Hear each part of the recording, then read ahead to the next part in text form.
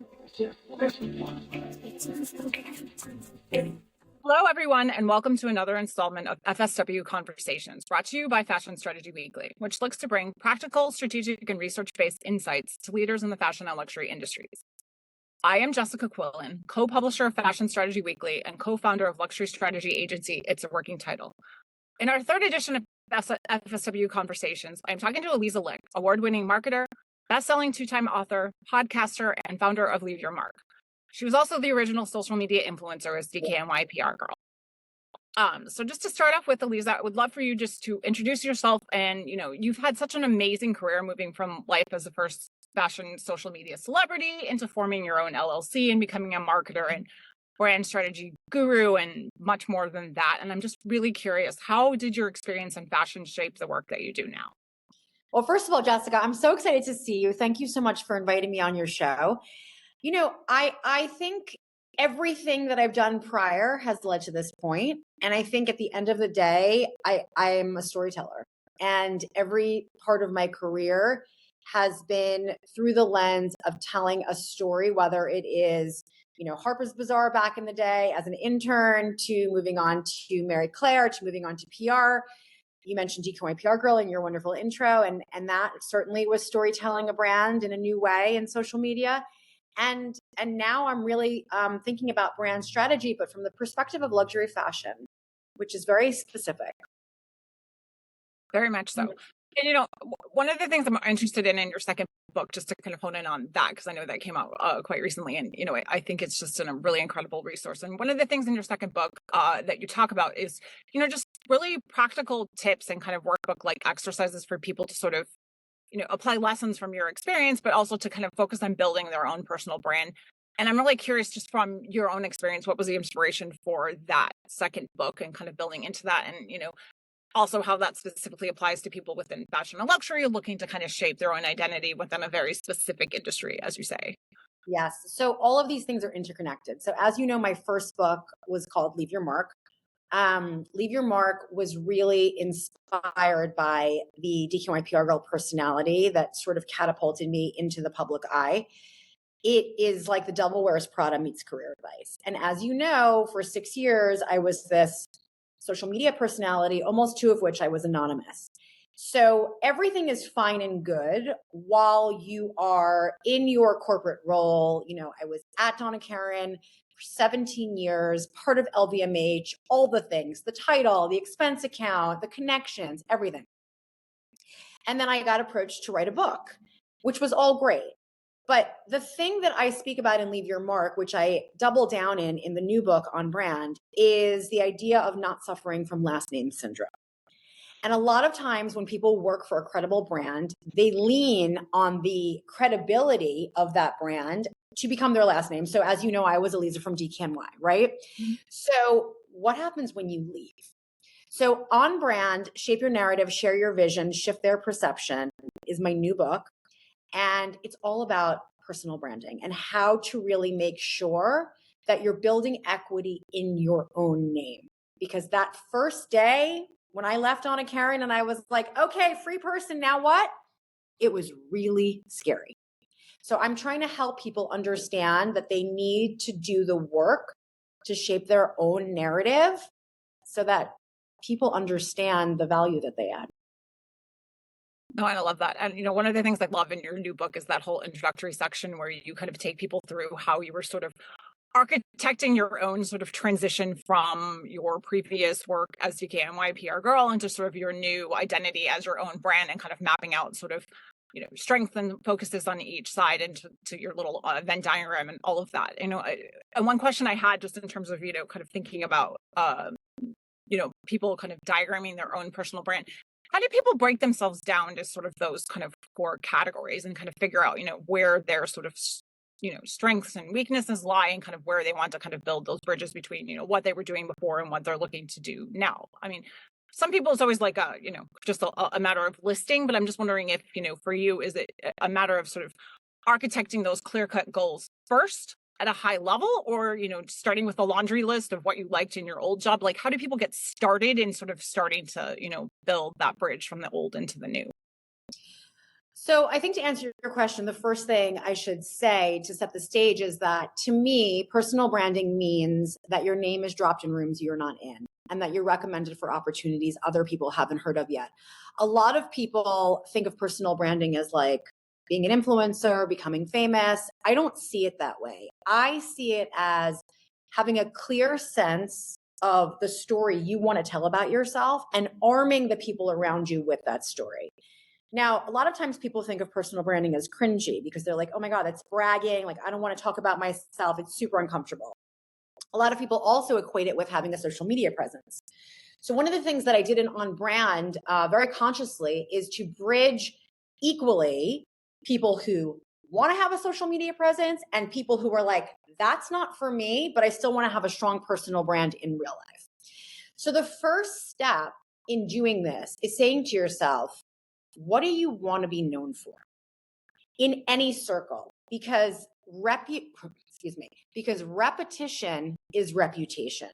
So when you answer that first question, which is a simple question, but also hard to answer, sometimes you're like, well, I don't know. I do a couple things. I have a side hustle. I have a corporate job.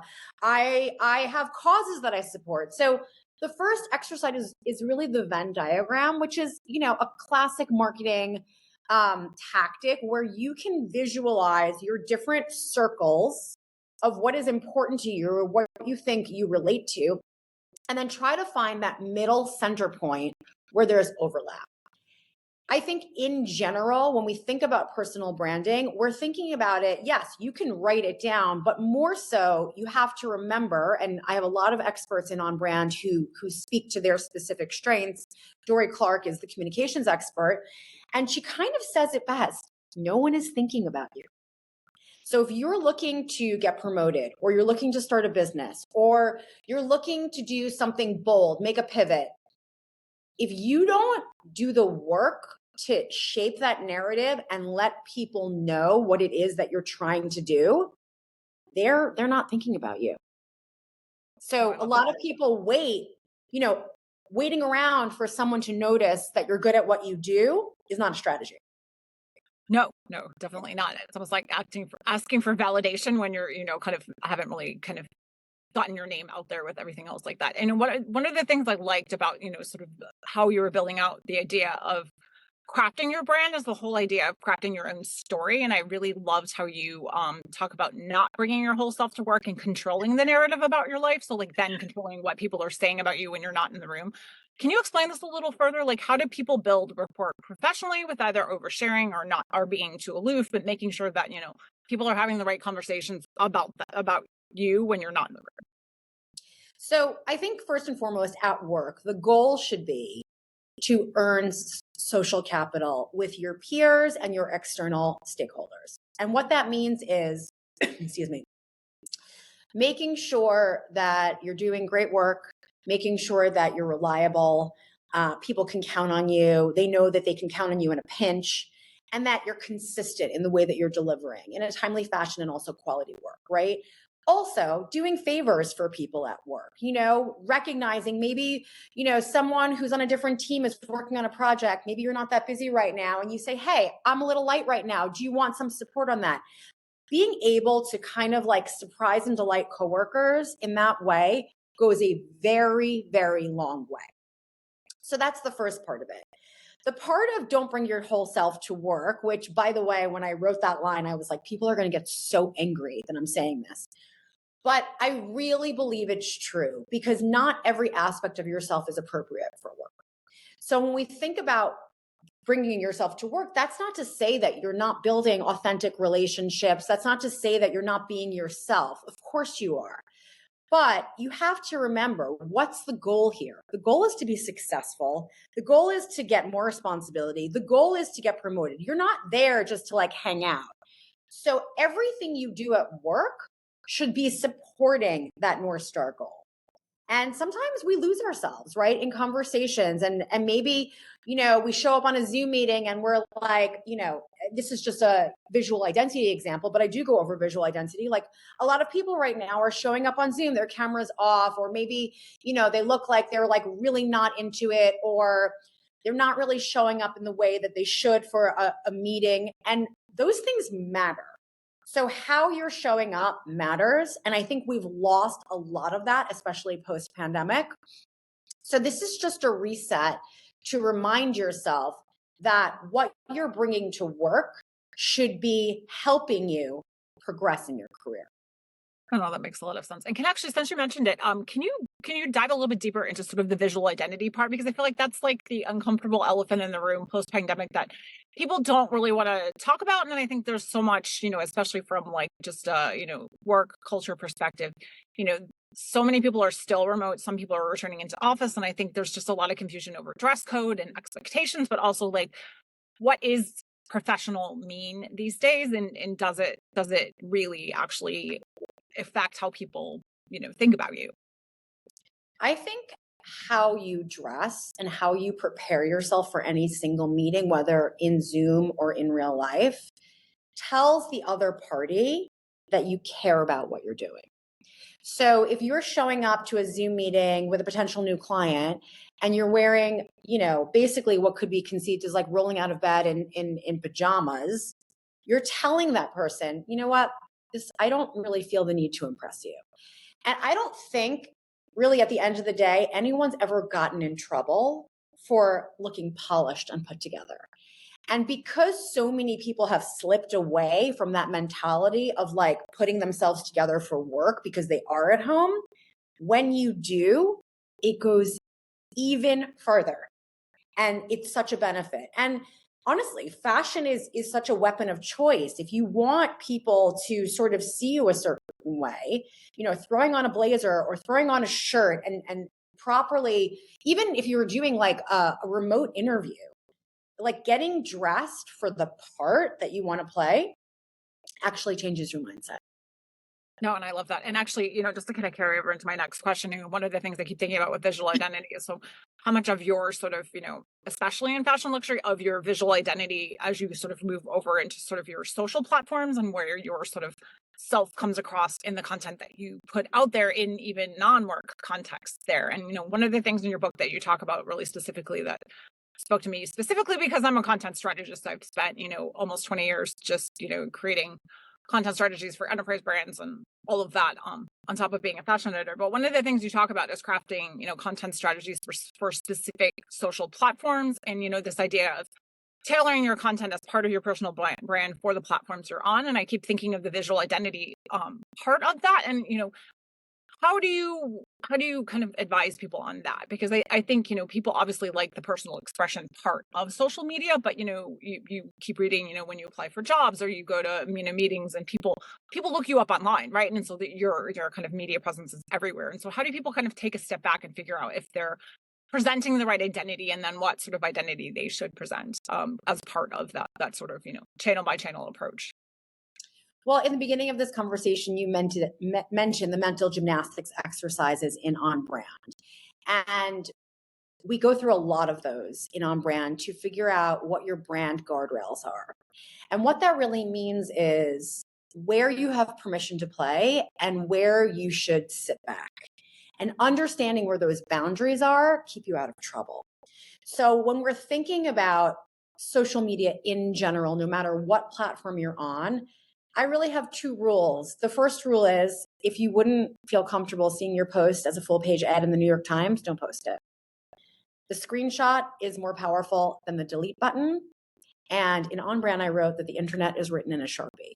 So I personally, before I post, I ask myself every single time, why am I sharing this? Why am I sharing this? What do I hope to get from this community by sharing this? So I think that mental filter of stopping yourself and thinking about also, who are your stakeholders? Are you looking to get clients? Is your boss following you? Are you looking to get investors? Like, are you looking to get promoted at work? Like, what are your goals right now? And is your social media helping you or hurting you? A lot of times people aren't thinking in terms of how it's connected directly to success, but it is, because you're right. It is exhibit B right after your resume and your LinkedIn profile. That is the first place people go. And you have to think to yourself, are people going to like what they see. So really doing a spring cleaning of your social media every quarter is a great idea for certain. Oh no, I love that. And how do you? I mean, the other thing is, I mean, look, I have to ask this question because I'm a content strategist, and I'm constantly telling brands when it comes to sort of optimizing your kind of brand content across channels, this whole idea that you don't need to be everywhere at once. And I'm just curious for your take on that approach to social media, because I think sometimes when people, are out to sort of, switch jobs or, kind of take a new career direction, they automatically focus on, obviously LinkedIn because that's the business part to that. But like, I just wonder for at least building your personal brands, whether there are some platforms you feel work better than others and some you should like, turn off or whatever. Yeah, you don't have to be everywhere. I think LinkedIn is the most important platform for any single professional. I think it's really, really important to be active on LinkedIn and to have like a very robust profile that you're not just drafting and forgetting about. A lot of people like make a LinkedIn profile and they forget about it. Constantly looking at your bio, constantly looking what your experience looks like, honors, awards, any affiliations, making sure that that is up to date is really essential. But the other thing that's really essential, and a lot of people make this mistake, in their LinkedIn headline, not the bio, but the headline. A lot of people just write their job title and their company. And in On Brand, I go through every platform specifically and how you should think about it if you want to be there. And one of the things that I think is very important about doing LinkedIn right is recognizing that the skills and experience that you gain are yours. It doesn't matter where you're doing that thing. So to me, your LinkedIn headline should speak to how you identify as a professional. So I'm a marketer, I'm an author, I'm a podcaster.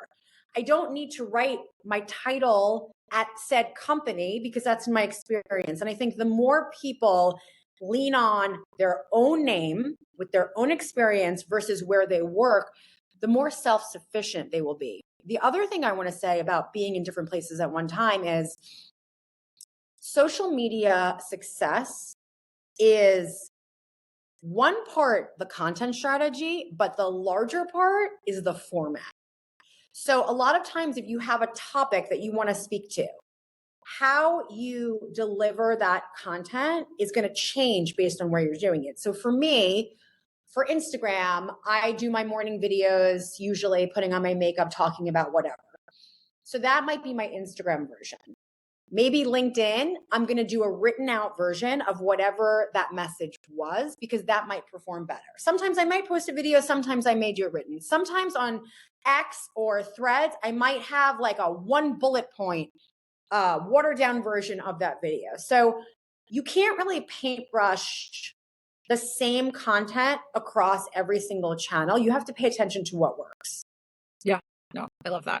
And coming back to my content strategy, the content type matters. And I think understanding what works platform by platform, Yes. is such a critical thing. And I don't think people kind of think of adapting their message even across platforms. And you always see posts of people, for instance, make this, YouTube video, but then you can actually parcel it out into like, 8 different things and like take the same message and adapt it.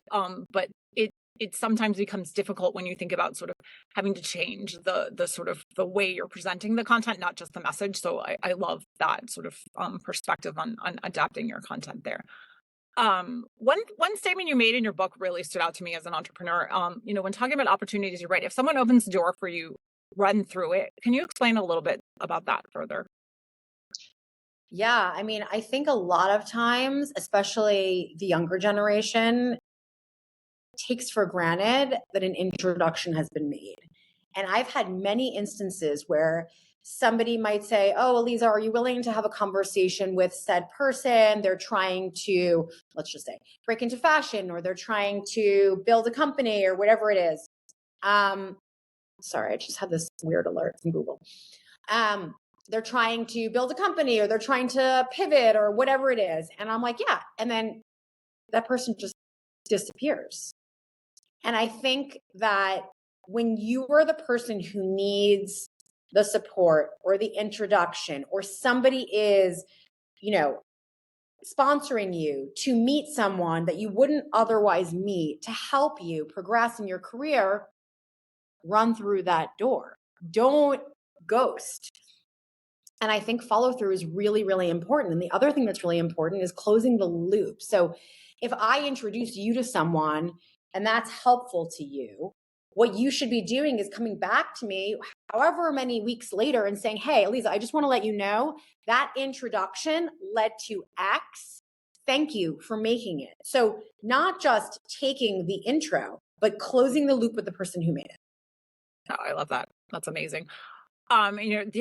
Just kind of following on from that, and I'm just thinking of I have the pages of your book in my head. You talk about making introductions and kind of, have some really great tips and on, doing cold pitches and things like that. But you also have an interesting section on, sort of the sort of variations of ghosting. And, sometimes people either, don't know what to respond to you, they don't have time, they don't know how to tell you no. And I'm just curious, as sort of, I think on both sides of it, I don't think anyone ever intentionally ghosts someone, but if you're a person who's looking to, I don't know, apply for a new job and, you have situations where you interview and then the company ghosts you, or if you're an entrepreneur looking to sort of build connections and, people don't respond to either a cold email or they ghost you after having a first meeting. How do you adapt from that? And how do you kind of use that as a learning lesson to do something differently the next time or not be offended by that? So first of all, we're all inundated with way, way, way too much communication in every single medium. So I think first is presuming positive intent, presuming that the person didn't see your email, presuming that they're overwhelmed with their inbox, could have gone into spam. So always send a follow-up. Don't assume that because someone didn't respond, it's because they don't like you or they don't want to do that thing. So I think one of the best ways to follow up is to put the onus on the person. So if you have a meeting with someone and you follow up and the person doesn't respond, when you follow up again, instead of saying, hi, so-and-so, I'm just following up, pose it in terms of a question. Say, hi, Jessica, I'm just wondering if it makes sense for us to continue the conversation, which is a really different way of phrasing it, because all of a sudden the person on the receiving side is like, wait, does it make sense? Or, okay, so it's not as desperate as like, hey, I'm just following up here. It's just a different way to spin it. After the one time that you follow it up, if you're still not hearing anything, then I usually move on. I don't chase people down, but I don't take it personally and I don't consider the door closed. I think who else might be helpful in this area? And I think you have to try a lot of different avenues at the same time to get something to stick. No, that's fantastic. And actually, if you're doing a job search or you're, an entrepreneur doing that, do you recommend sort of like taking a test and learn approach and, tracking emails and trying to figure out kind of what works when it comes to approaches? Or, do you prefer people to be sort of more organic and natural with that? I'm just always curious. Well, as my friend Lauren McGoodwin says, don't spray and pray your resume everywhere.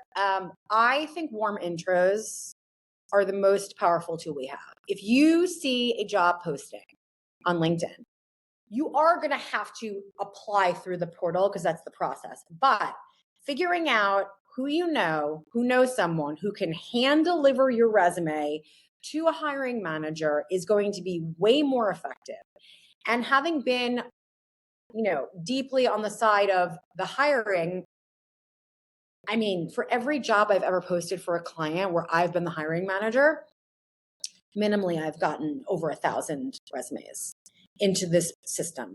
So I'm not going through 1,000 resumes. So how are you going to stand out? The way you're going to stand out is if you have someone who can physically walk your resume in and say, hey, I heard you're hiring for this role. My friend of a friend knows this girl. Here's her resume. Like, however you can connect the dots back to the hiring manager is what people should do, because unfortunately, those online application systems, they're just too populated.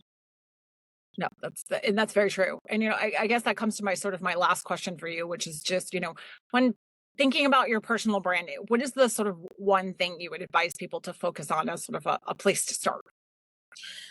The first thing is every single person already has some version of a personal brand. And that is the big mistake people make because they think, oh, that's not for me. you are literally making an impression within 7 seconds. People are judging you constantly. They're judging how you speak. They're judging how you work, your work product, everything that you think people aren't thinking about, they are. So how do you take control of that narrative to make sure that you're telling your story in the way that you want to? Because if you don't do that, people are going to make up their own version of your story. That's amazing. Well, thank you so much for your time, and thank you for joining us today. We really appreciate your insights on everything. And I highly advise people buy your book on brand as well as listen to your podcast, Leave Your Mark, because they're both just amazing sources of inspiration, but also I think of really practical insights on sort of how to focus on building your brand, but also I think just in moving your career forward. Thank you so much. This was a great conversation. Awesome questions. And yeah, I mean, I'm really, I think, this is one of those things that seems really daunting, but I try to make On Brand, as you know, like really simple and user friendly. And it is something you can chip away at it. A little each day goes a long way. So thanks again for the discussion.